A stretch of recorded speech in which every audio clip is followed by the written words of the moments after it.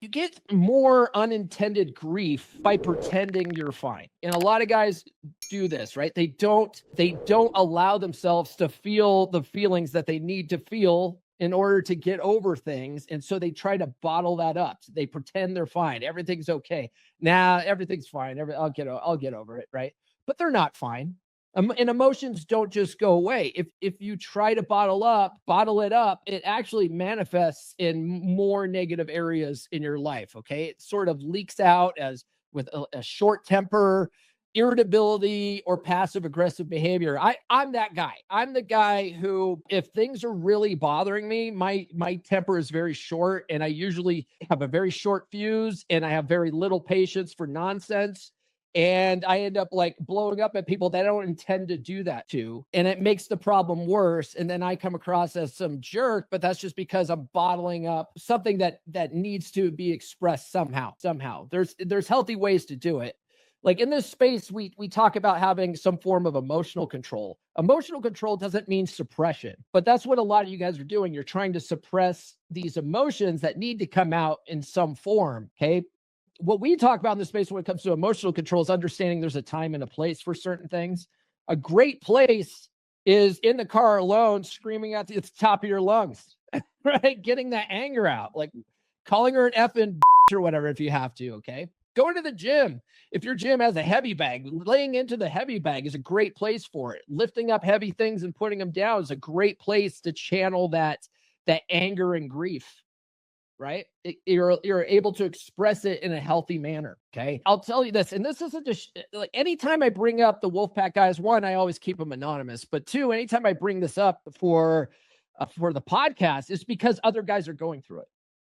Okay. It's not just shit on the guy contemplating these things. It's because other guys are contemplating the same thing, and sharing is caring. Okay. But one of the Wolfpack guys was contemplating the other day of getting the guy his ex was cheating on him with fired, because he was so angry at the situation. He starts thinking of that kind of stuff. That's passive aggressive behavior.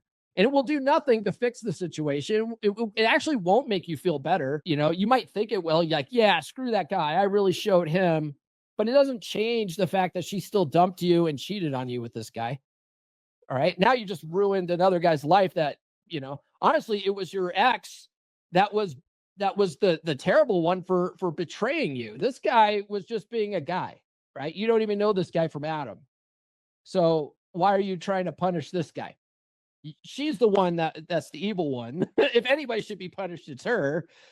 Yeah. Although that will never happen, because there's no real great way of holding women accountable, even though we're always talking about in this space, right? You got to hold women accountable. Like how are you doing that? Oh, calling them out makes you feel better. Does nothing to change their behavior, right? But anyway, but that's the kind of thing, right? That's one of those hidden costs, those unintended costs of trying to bottle up that grief, is it comes out in negative ways where you're trying to get other people fired and stuff like that. That's just crazy talk. Okay. It's just crazy talk. It will not help you heal. A lot of guys, they sort of hold on to that anger. They hold on to that anger and resentment as a shield, right? Staying mad, it feels like it's protecting you from pain, but it's actually only hurting you. Sitting in that anger and resentment is only hurting you, but that anger is a part of the healing process. Okay, I'm not going to tell you to suppress that anger. I'm going to say channel it in more productive ways. But that anger is a part of the healing process. We'll get to that in a minute. But I'll tell you what, like holding on to that resentment and hate, it almost feels good to us. It almost feels good to us because our minds have a negativity bias where we like to focus on the bad. It almost feels good to feel bad. This is where you hear a lot of people talking about how they're realists and they hate optimists. And oh man, optimists, they really piss me off because they're not dealing with reality. Well, what is reality? Reality is going on up here, right? These people are choosing to reframe the situation and look at it from a more positive point of view. You're choosing to look at it from a very negative point of view. So, and it almost feels better to do that because our minds are wired to focus on that negativity. But the thing is that holding on to that anger, that hate, that resentment, it only hurts you. It impacts your physiology. It impacts your health. It creates a lot of tension. It hurts your actually holding on to that anger and hate hurts your heart. You know, people that never let go of anger and resentment, they usually die much earlier because of health issues, because all of those emotions get stored in the body and it manifests itself in various ailments and illness. The very word disease, if you separate it, it's a body that's at dis-ease. Dis-ease. That's why those types of medical issues show up for you, is because your mind is not at ease. So your whole body is at dis-ease, and that creates disease. You ever think about that? Holding on to that hate and anger and resentment, it's like drinking poison and hoping the other person dies. It's only hurting you to hold on to that. And here's the thing, she's probably already moved on. She's already lined up her male orbiter, or the guy. She's already been cheating with this guy. She's probably already moved on. She's not even thinking about you, bro. She's not even thinking about you. And if she is, she's thinking of you as a backup option, which should insult you further, but we don't want to hang on to that resentment and anger, do we? So you've got to realize that holding on to that resentment and anger, it's only hurting you. It's not hurting her at all. She's probably not even thinking about you. Okay. So let's talk about the 5 stages of grief. So the first stage is denial. The first stage of grief is denial. Are you guys I'm hoping that most of you guys tuning into this are past the denial phase, right? But a lot of guys right after a divorce or a breakup, they convince themselves that it's just temporary. She'll change her mind.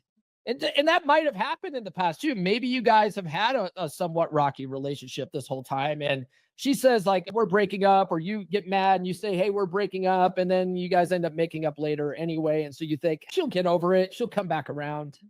Okay. But this time it's for real. This time is for real.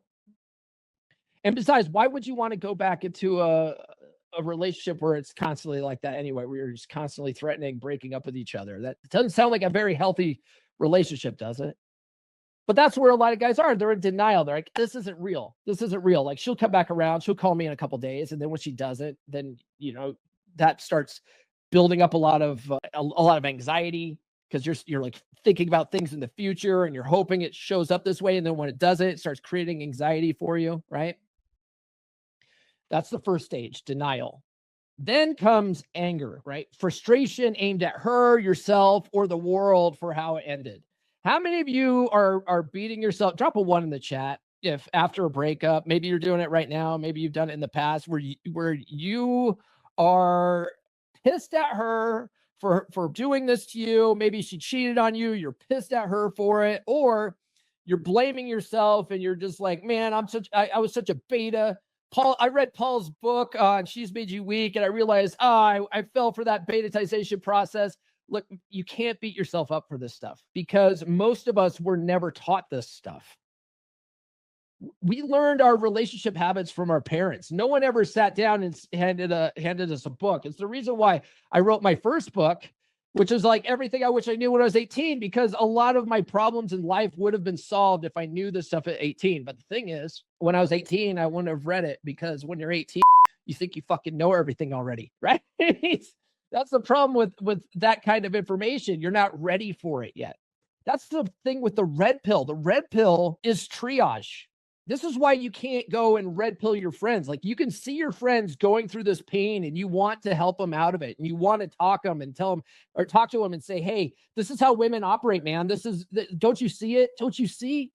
But they don't want to see it. No one wants to see it until they've got to this place where they've been burned, where they've hit rock bottom, and now they're looking for answers. That's when the red pill arrives. And that's when you're ready to receive it. And that's when you're like, oh my God, okay, But the thing is that a lot of people in this stage, the anger stage, when they start reading red pill content and they start learning about women's nature and women's evolutionary psychology and their tendencies and what they're wired for and how they don't love men the same way men love them, that keeps them in the anger stage longer. In fact, a lot of guys go completely black pill.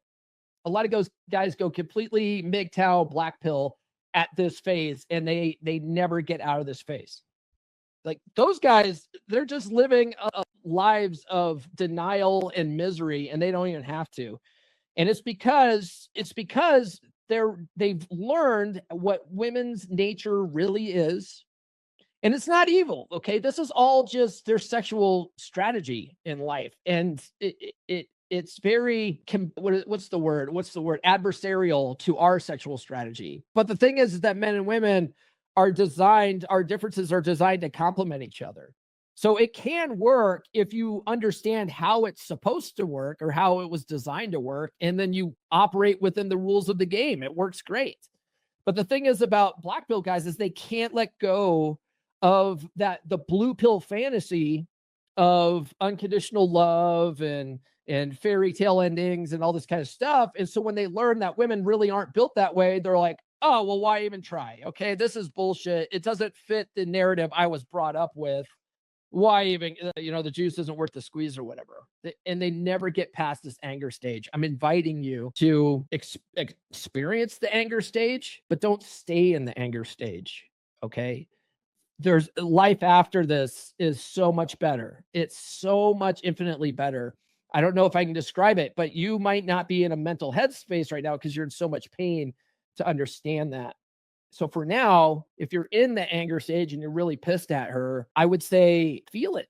Sit in that pain and feel it, but channel it in healthy ways, right? Like going to the gym and, hitting heavy bags, chopping wood, like going out to the desert and shooting up tannerite, like whatever you have to do to channel that anger that's in a more healthy way of doing it. Like by all means, channel that anger.